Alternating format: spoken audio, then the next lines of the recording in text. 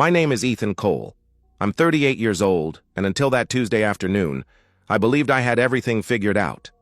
Not in some grand philosophical way. I'm a contractor, not a poet. I mean the basics. Work hard, treat people right, come home to someone who loves you. Simple stuff.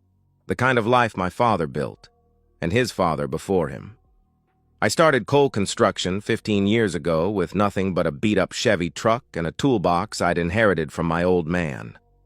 Now I run a crew of 6 guys, manage projects across town, and clear enough to pay the mortgage on time and take a vacation once a year. It's honest work. The kind that leaves splinters in your hands and satisfaction in your chest when you drive past a house you built. Rachel came into my life 6 years ago at Dave's barbecue.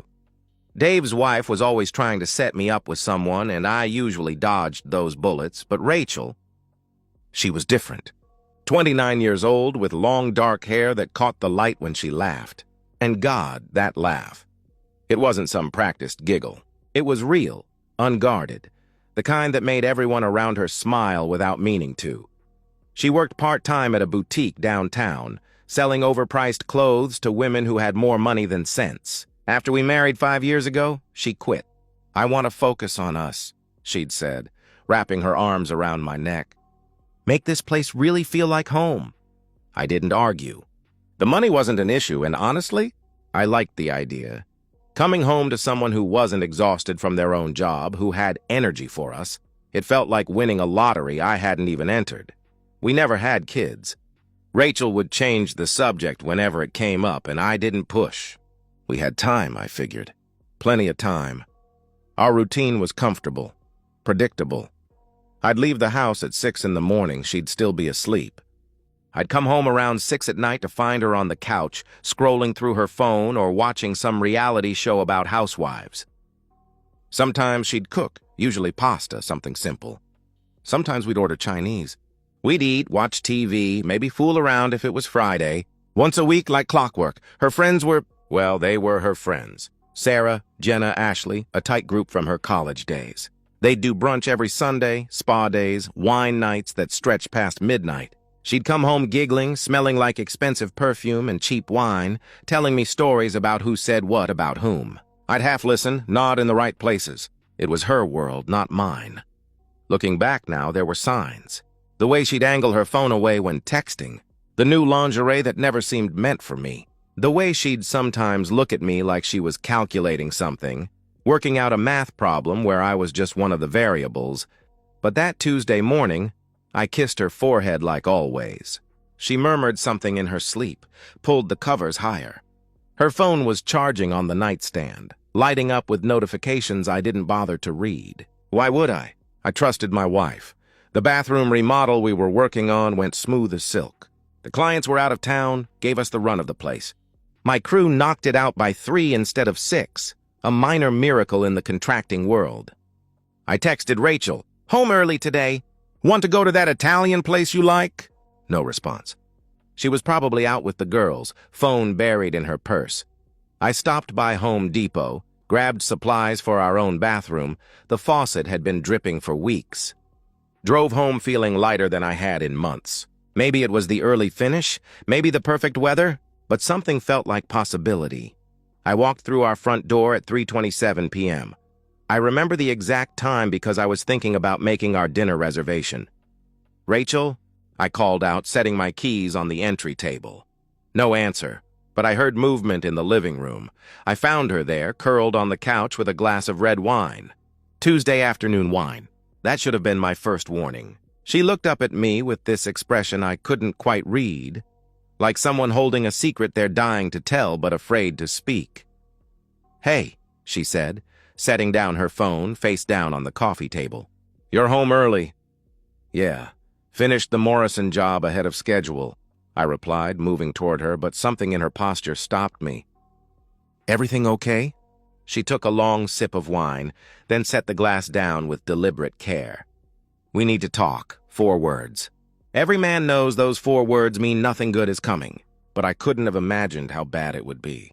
I sat down across from her, still in my work clothes. Sawdust probably still in my hair. She looked at me then, really looked at me. and I saw something in her eyes I'd never seen before. Distance, calculation, like I was a problem she needed to solve. "Ethan," she said, her voice steady as a surgeon's hand, "I think we should open our marriage." The words hung in the air between us like smoke from a fire I couldn't see. "Open our marriage," I repeated, the phrase feeling foreign in my mouth. "What does that mean exactly?" Rachel tucked her legs under herself, wine glass back in hand, a prop for casual conversation. "As if we were discussing vacation plans or what color to paint the kitchen." "It means we stay married," she said, her voice picking up confidence. "But we're free to explore connections with other people. Physical connections. It's actually very common now. Progressive couples do it all the time. Progressive. Like our marriage was some social experiment." "You want to sleep with other men," I stated flatly, not phrasing it as a question. "It's not about wanting anyone specific," she said quickly. "Too quickly?" "It's about growth, about not letting our relationship stagnate. Sarah and Thomas have been doing it for 2 years, and they've never been happier." Sarah and Thomas. Of course. Sarah with her yoga instructor body and her life coach certification. Thomas with his tech job and his Tesla and his obvious depression that everyone pretended not to notice. "So this is what you talk about at your wine nights?" I asked, my voice deadly calm. "Planning to sleep with other people?" "Don't be crude," she snapped, then caught herself, softened her tone. "Baby, this could be good for us. You could see other women too. It's only fair." Fair? Like she was offering me a consolation prize. "I don't want other women. I want my wife," I said firmly. She rolled her eyes. Actually rolled her eyes, and that tiny gesture shattered something inside me that I didn't know could break. "Don't be so dramatic," she said dismissively. "It's just intimacy. It doesn't mean anything." "If it doesn't mean anything, then why do you need it?" I challenged. She opened her mouth, closed it. For the first time since I'd walked in, she looked uncertain. "Because," she started, then stopped. Tried again. "Because I'm 35 years old, and I feel like I'm disappearing. Like I'm becoming invisible. Do you understand that? You're not invisible to me," I said softly. "That's not enough." The words exploded out of her, wine sloshing dangerously in her glass. "God, Ethan, when did you become so boring? When did we become so boring? We do the same things, eat at the same restaurants, have the same intimacy in the same positions on the same night every week. So talk to me about it," I interrupted, standing up, my hands shaking. "Tell me what you need, but this isn't a solution. This is destruction." "Other couples make it work," she started. "We're not other couples," I shouted, something I rarely did. "We're us. And if you're unhappy, we fix it together. We don't invite strangers into our bed to solve our problems." She stood too, wine glass abandoned, facing me with a defiance I'd never seen. "Maybe that's the problem. Maybe we can't fix it together. Maybe we need something else, something more." "Someone else, you mean? Who is he?" I demanded. "What?" she said, looking startled. "The guy you want to sleep with. Because this isn't theoretical, Rachel. You don't wake up one Tuesday and decide you want an open marriage. So who is he?" Her face flushed. "There's no one—" "Don't lie to me, not now. Not after this," I warned. She was crying suddenly, tears streaming down her face. "It was just a test, okay? The girls dared me to see how you'd react. It's not real. I don't want anyone else. A test, a prank." The words hit me like ice water. "You thought this would be funny?" My voice dropped so quiet she leaned forward to hear me. "You thought you could say this to me, watch me break apart, and then laugh about it with your friends?" "I didn't think you'd react like this," she protested weakly. "Get out," I said. "What?" she gasped. "Get out of my house." "Ethan, please, I'm sorry. I didn't mean—" she begged. "Get out!" I roared. She flinched like I'd slapped her. More tears, her makeup running in black streams. "You can't just kick me out. This is my home too." "Not anymore," I said, pulling out my phone, already texting. "I'm calling your parents. They can come get you, or I can drop you off. Your choice. You're serious?" she asked in disbelief. "You're actually throwing me out over a stupid joke?" "It wasn't a joke," I said coldly. "Even if you're backtracking now, even if you're scared, you meant it when you said it. I saw it in your eyes. You've been thinking about this." She grabbed my arm, nails digging in. "Please, baby, please. I love you." Only you. I swear to God, I pulled away. Don't. I went upstairs, grabbed the suitcase from the closet, started throwing her clothes in, the expensive jeans, the lingerie I'd never seen her wear, the sweaters that cost more than my guys made in a day. She followed me, alternating between begging and accusing, between tears and rage. "You're overreacting," she screamed. "You'll regret this," she threatened. "I'll change," she promised. "You never loved me anyway," she accused. Each statement more desperate than the last, throwing everything at the wall to see what might stick. 20 minutes later, her suitcase was in my truck bed. She sat in the passenger seat, silent now, staring straight ahead. The 15-minute drive to her parents' house felt like hours. When I pulled into their driveway, she turned to me one last time. "This is really it." "You're really doing this?" she asked quietly. "You did this," I corrected. "I'm just finishing it." I left her standing in her parents' driveway, suitcase at her feet, watching me drive away. My phone started buzzing before I made it home. Texts from her. From her mom. From numbers I didn't recognize, probably the toxic friend group.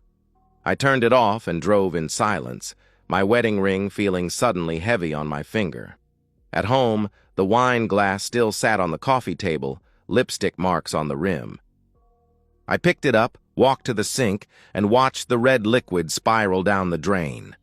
Then I sat in my empty house and tried to understand how a random Tuesday had become the day my marriage died.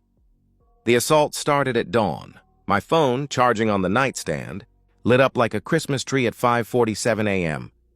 Text after text. A digital barrage that pulled me from the first decent sleep I'd had in 48 hours. Rachel. "I'm so sorry. Please, can we talk?" Rachel. "I didn't mean any of it." Rachel. "Ethan, please." "I love you." Rachel. "This is crazy. You can't throw away 5 years." Rachel. "Please answer me." 43 texts by the time I got to the kitchen. I deleted them all, blocked her number, made coffee. The house felt different, emptier but somehow cleaner. Like opening windows after someone's been smoking inside. Then her mother called. Linda had always been polite to me. In that way, mothers are when they think their daughters could do better. I answered on speaker while I fried eggs. "Ethan, honey," she began, her voice dripping concern like syrup. Rachel told me what happened. "She's absolutely devastated." "Good morning, Linda," I responded neutrally. "She made a mistake, sweetheart. A silly mistake. But surely you can see past that. Marriage is about forgiveness," she pressed. I flipped the eggs, watching the whites set. "She asked me to let her sleep with other men, Linda. That's not a mistake. That's a revelation." She said it was a prank. "Those awful friends of hers," Linda tried. "She's 35 years old," I interrupted. "If her friends can talk her into destroying her marriage as a prank, we have bigger problems." Silence. Then her voice hardened. "You took vows, Ethan. For better or worse." "She broke them first when she decided our marriage wasn't enough," I replied, and hung up. Tom called next, while I was driving to the Simpson renovation. His message was shorter, more direct. "You're being stubborn. Rachel's a good woman. Don't let pride cost you your marriage." Pride. Like this was about my ego, and not about my wife wanting to spread her legs for strangers. By noon, I'd had enough. I called Thomas Green, a divorce attorney Dave had used. Made an appointment for that afternoon. Sitting in his office, all leather and dark wood, the kind of place that charged by the minute, I felt like I was watching myself from outside my body. "Tell me everything," Thomas said, leaning back in his chair. So I did. The proposal. The friends. The prank excuse. He took notes without comment, occasionally nodding. "Here's the situation," he said when I finished. "You've got advantages. No kids, that's huge. House is in your name only. She hasn't worked in 4 years, but she's young, healthy, employable. A judge won't give her permanent alimony for a 5-year marriage where she's the one who blew it up. She'll say it was a joke," I pointed out. "Doesn't matter," he assured me. "You don't need grounds in this state. Irreconcilable differences covers everything." He pulled out papers, started filling them out. "My advice? No contact. Not a text, not a call, nothing. Let me handle all communication. She shows up at your house? Don't answer. She comes to your work? Tell her to leave or you'll call the police. She will come to my work, I predicted. They always do, he said with a grim smile. The key is documentation. Save every text before you block her. Record any encounters. Build a pattern of harassment if she won't leave you alone. I signed where he pointed, wrote a check for the retainer. Walking out, I felt both lighter and heavier, like I'd traded one burden for another. Rachel didn't disappoint. She showed up at the Simpson site the next day. I was on a ladder installing crown molding when I heard her voice. That familiar pitch, but desperate now, cracking at the edges. "Ethan! Ethan, please!" she called out. My crew stopped working. 6 guys, all trying not to stare, all failing. I climbed down slowly, deliberately, pulling off my work gloves. She looked terrible. Hair unwashed, no makeup, wearing sweatpants and one of my old college shirts. The contrast to her usual put-together self was shocking. "You need to leave," I said loud enough for everyone to hear. 5 minutes. "Just give me 5 minutes," she pleaded. "No," I said firmly. "I'll do anything," she cried, tears already flowing. "Therapy, counseling, whatever you want." "Just please, Rachel." I kept my voice steady, professional. "You're disrupting my work site. If you don't leave, I'll have to call the police." She stared at me like I'd become a stranger.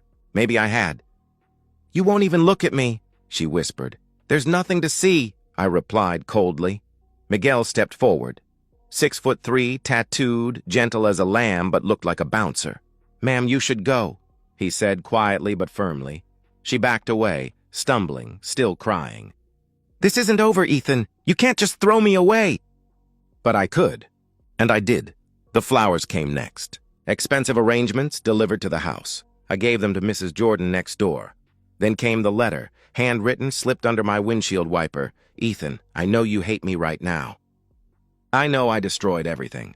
But please remember who we were. Remember the good times. Remember that I love you, even if I'm terrible at showing it. I'll wait, as long as it takes." Or I burned it in the backyard fire pit along with our wedding photos. Her friends started their campaign next.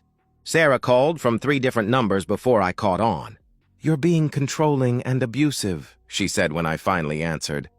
Rachel just wanted to explore modern relationship dynamics. "Sarah, does Thomas know you convinced my wife to ask for an open marriage?" I cut her off. Silence. Maybe I should call him. "Discuss modern relationship dynamics," I suggested. She hung up. Didn't call again. Jenna tried a different approach, showing up at my door with wine and sympathy. "I know Rachel hurt you," she purred, hand on my arm. "But maybe you need some comfort, too?" I laughed, actually laughed, and closed the door in her face. By the end of the week, I'd changed the locks, installed security cameras, and had Thomas send the divorce papers for serving. Rachel had moved from desperation to anger. Her texts to my work phone increasingly hostile. "You'll regret this. I'll take everything. You were never enough for me anyway." Each message was screenshot, documented, filed. Thomas was building quite a case for harassment. The papers would be served Monday. Part of me wondered if she knew what was coming. If she could feel the machinery of divorce grinding toward her, inexorable as gravity. The other part of me didn't care what she felt anymore. Thomas called me Monday morning while I was reviewing invoices. "Process server will be at her parents' house at 2 p.m. "You sure you don't want to be there?" he asked. "I'm sure," I replied. "I had a business to run, and watching Rachel get served wouldn't change anything." "She's going to come at you hard after this," he warned. "They always do when reality hits." "Let her come," I said. At 2:15, my phone exploded. 27 calls in 5 minutes. Rachel, Linda, Tom, numbers I didn't recognize. I set it to silent and kept working on the Butler kitchen estimate. At 3:45, she arrived at the job site. I heard the screech of tires first, then the slam of a car door that made everyone look up. She stormed across the yard, divorce papers clutched in her fist like a weapon. "Ethan!" she screamed. My guys exchanged glances. Miguel started moving closer, protective. I held up a hand to stop him and climbed down from the scaffolding. She looked wild, hair tangled, eyes red and swollen, wearing the same sweats from days ago. The papers were crumpled where she'd been gripping them. "What the hell is this?" she demanded, waving the papers at me. "You know what it is," I said calmly. "You're actually divorcing me?" "Over a damn joke!" she shrieked. The entire crew was watching now. The Butler's neighbors were probably watching from their windows. Good. Let them all see. It wasn't a joke, I stated. We both know that. I told you I was sorry, she protested. Sorry doesn't fix this, Rachel, I said firmly. She stepped closer, lowering her voice to a hiss. You're destroying my life over nothing. I never cheated on you. I never even... You asked too. I cut her off. That's enough. Her face crumpled, the rage collapsing into desperation. Ethan, please. I'm begging you. We can fix this. Couples therapy, anything? No, I said simply. I have nothing. Her voice cracked. No job, no money, nowhere to go. You should have thought about that before, I replied without sympathy. Something shifted in her expression, a hardness creeping in. You've changed. You're not the man I married, she accused. No, I agreed. That man would have forgiven you. That man would have taken you back and spent the rest of his life wondering when you'd ask again. Or just do it without asking. I would never, she started. You already did, I interrupted. In your mind, you already did. Every time you talked about it with your friends, every time you thought about it, you were already there. I was just the last to know. She stood there shaking, tears streaming. For a second, just a second, she looked like the woman I'd fallen in love with at Dave's barbecue. Young and lost and beautiful. I loved you, she whispered. No, I corrected. You loved the security I provided. You loved the life I gave you, but me? You were willing to share me like a Netflix password. She slapped me, hard enough that my crew stepped forward, but I waved them back. My cheek stung, but I didn't touch it. Just looked at her. Feel better? I asked. She raised her hand again, then lowered it. I hate you, she spat. That's fine, I said evenly. I'll take everything. The house, your business, she threatened. Try it, I said, pulling out my phone, showing her the recording app running. Everything's documented. The harassment, the texts, this assault. My lawyer's building quite a file. Her face went pale. You're recording this? She asked in shock. Every word, I confirmed. She backed away, stumbling over construction debris. You planned this. You wanted this to happen, she accused. No, Rachel. I wanted a wife who loved me enough to not other men. But we don't always get what we want, I said. She ran to her car, peeling out hard enough to leave marks on the asphalt. Miguel whistled low. Boss, you good? He asked with concern. I'm good, I assured him, touching my cheek. Definitely going to bruise. Let's get back to work. But she wasn't done. Over the next 3 weeks, she cycled through every manipulation tactic in the playbook. She had her lawyer send a demand for alimony, claiming she'd sacrificed her career for our marriage. Thomas shut that down with prejudice. She'd quit a part-time retail job, not abandoned a medical degree. She tried sending mutual friends as emissaries. Dave's wife called, tentative. Maybe you two could work it out. Did she tell you what she asked me? I questioned. Well, not exactly, Brenda admitted. She wanted an open marriage, Brenda. She wanted to sleep with other men while staying married to me, I explained. Long pause. Oh my God, I didn't. She didn't say that, Brenda said, shocked. The friends stopped calling after that. Her parents made one last attempt. Tom showed up at my house on a Saturday morning looking older than I remembered. Can we talk man to man? He asked. I let him in, made coffee. We sat at the kitchen table where Rachel and I used to eat breakfast. She's my daughter, he started. I have to try. I understand, I said. She made a mistake, he began. Tom, I interrupted, setting down my mug. If Linda came to you tomorrow and said she wanted to sleep with other men, what would you do? His jaw tightened. That's different, he said defensively. How? I challenged. He couldn't answer. We finished our coffee in silence. At the door, he turned back. She's not doing well. Living with us, working at a grocery store. This isn't the life she planned, he said sadly. Neither was mine, I replied. The final hearing was on a Thursday. Rachel sat across the courtroom with her lawyer, wearing a dress I'd bought her for our anniversary. She kept trying to catch my eye. I focused on Thomas's notes. The judge was efficient, disinterested. No kids, no significant assets to divide, no grounds for alimony. 20 minutes and 5 years of marriage dissolved like sugar in water. In the parking lot, she caught up to me. No tears this time, just exhaustion. Was I really that bad? She asked. Was our marriage really that terrible that you couldn't give me a second chance? I thought about it, really considered the question. Our marriage was fine, I said finally. But you wanted more. And in wanting more, you showed me I was never going to be enough. I can't live like that, Rachel. I won't. I could have changed, she said softly. No, I disagreed. You could have hidden it better, but it would always be there underneath. The want, the wondering, the resentment. I unlocked my truck. We're both free now. You can have all the men you want. I never wanted anyone else, she said quietly. I just wanted to want them. Does that make sense? No, I said honestly. I wanted to feel desired again, new, exciting, she tried to explain, and I wanted a faithful wife. Guess we both lost, I said, getting in my truck. I drove away, watching her shrink in the rearview mirror until she was just another stranger in a parking lot. The silence was the strangest part. After weeks of texts, calls, confrontations, and chaos, my house became quiet as a morgue. I'd wake up at 5:30, make coffee, check my phone. Nothing. No missed calls, no desperate voicemails, no threats or promises or manipulation, just silence. I threw myself into work with the focus of a man trying to outrun his thoughts. Took every job that came my way. Kitchens, bathrooms, additions, even small repairs I usually passed to newer contractors. 12-hour days became 14. Weekends disappeared. You trying to kill yourself? Miguel asked one evening as we loaded tools. Just staying busy, I replied. Boss, we're booked through next year. You can ease up, he pointed out.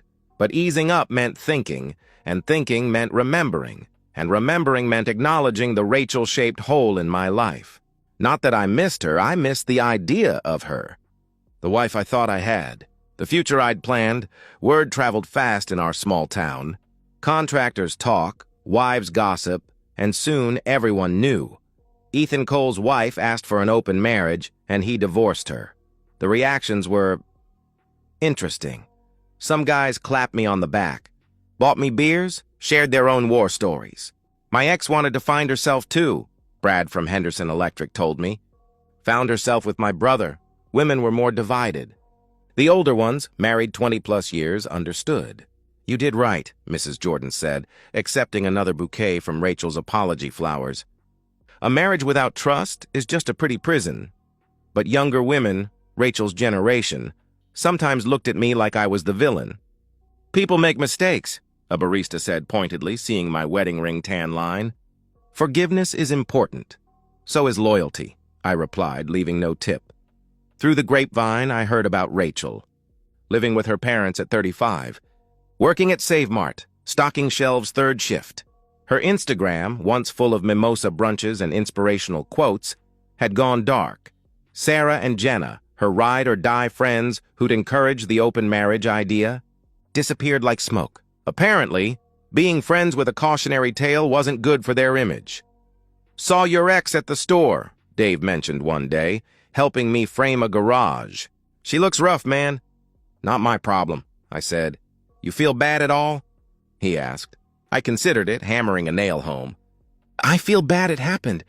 I don't feel bad about my response. 3 months post-divorce, I met Claire. It wasn't romantic or dramatic. Her dog got loose at the park, ran straight into my job site. This golden retriever, muddy paws and pure joy, jumping on my guys. Claire came running after, apologizing profusely, trying to grab the collar. I'm so sorry! Max, get down, Max! She called out frantically. She was pretty in an understated way. Short blonde hair, paint-stained jeans, laugh lines around green eyes. A veterinary technician, I learned later. Divorced herself 2 years out. Let me buy you coffee, she offered. Apology for the chaos. Dogs having fun. No harm done, I said. Still, coffee? She persisted with a smile. We talked for 2 hours. Not about exes or divorce or betrayal. About dogs, hiking trails, whether pineapple belonged on pizza. She said yes. I said absolutely not. It was easy. No games, no tests, no hidden meanings. We started dating slowly. Coffee became lunch. Lunch became dinner. She knew my story. Everyone did, but didn't push for details. We all have history, she said simply. What matters is what we do going forward. She didn't play with her phone during dinner. Didn't have toxic friends pushing modern relationship dynamics. Didn't look at me like I was a problem to solve or a security blanket to cling to. 6 months after the divorce, I ran into Rachel at the hardware store. I was pricing lumber, focused on measurements, when I heard her voice. "Ethan?" She stood at the end of the aisle holding a small can of paint. The designer clothes were gone. She wore faded jeans and a Save Mart polo. Her hair, once salon perfect, hung limp. She'd lost weight too much. "Rachel," I acknowledged. "You look good," she said. "The business going well?" "It's fine," I said shortly. Awkward silence. She shifted the paint can between hands. "I heard you're seeing someone." "The vet tech," she mentioned. "Small town." Of course she knew. "Yeah," I confirmed. "Is she good to you?" She asked hesitantly. "She's honest." "That's enough," I said. Rachel flinched. I was honest too. "Eventually," she said defensively. "After you got caught in the ask?" "That's not honesty, that's damage control," I countered. "I never cheated on you, Ethan. Never," she insisted. "You wanted to. You were planning to. You just wanted my permission first so you wouldn't feel guilty," I said, turning back to the lumber prices. "Excuse me, I need to—" "I loved you," she said desperately. I stopped but didn't turn around. "I did," she continued. I got lost in the friends, the lifestyle, the idea that I was missing something. I threw away the best thing in my life for a fantasy." "Yes, you did," I agreed. "Do you think—" Her voice cracked. "Do you think you'll ever forgive me?" I turned then, really looked at her. "This broken woman who'd once been my wife, I forgave you months ago, Rachel, for my own peace. But forgiveness doesn't mean reconciliation. It doesn't mean forgetting. It just means I'm not carrying the anger anymore," I explained. "So we could—" she started hopefully. "No, we couldn't. We never can," I said firmly, picking up my lumber estimate. "Take care of yourself." I left her standing there, holding that little can of paint like it was all she had left. That night, Claire cooked dinner at my place. Nothing fancy, spaghetti and salad. Max sprawled on the kitchen floor, hoping for dropped food. "Good day?" she asked, handing me a beer. "Better now," I said honestly. She smiled, kissed my cheek, went back to stirring the sauce. No drama, no tests, no games, just peace. My phone sat silent on the counter. No texts to delete, no calls to ignore. The war was over, and I'd survived. Rachel was surviving too, in her way. Working retail, living with parents, facing the consequences of her choices. I didn't wish her ill. I didn't wish her well. I nothinged her, which was perhaps the cruelest fate of all. But that wasn't my problem anymore. I had a good woman cooking in my kitchen, a business thriving, and a future that didn't include wondering when the next betrayal would come. Rachel had wanted more. She'd ended up with so much less, and me? I'd lost a wife but found my worth. Fair trade. In the bedroom, Claire's already stolen my side of the bed, pretending to be asleep. I tickle her until she shrieks, rolling over, laughing. We make love like people who actually like each other, playful, present, connected. After, as she sleeps against my chest, I think about Rachel one last time. Not with anger or sadness or even pity, just acknowledgement. We were wrong for each other, but it took her nuclear option to make me see it. Somewhere in Phoenix, she's starting over. Maybe she's found what she was looking for. Maybe she's learned that excitement without foundation is just chaos. Maybe she's still searching, still convinced that happiness exists somewhere outside herself. I hope she finds peace. I really do. But that's her journey now. Mine led me here, to this house I built, this woman who sees me clearly and chooses me anyway. This life that's simple and real and mine. Rachel wanted an open marriage. Instead, she opened my eyes. And for that, only for that, I'm grateful. And that's the end of today's story. If you enjoyed it, please give this video a thumbs up and drop a comment below. Your support helps the algorithm push my content further. If you're new to the channel, don't forget to hit that subscribe button. It really helps me keep creating more stories for you. Thanks for watching, and I'll see you in the next one.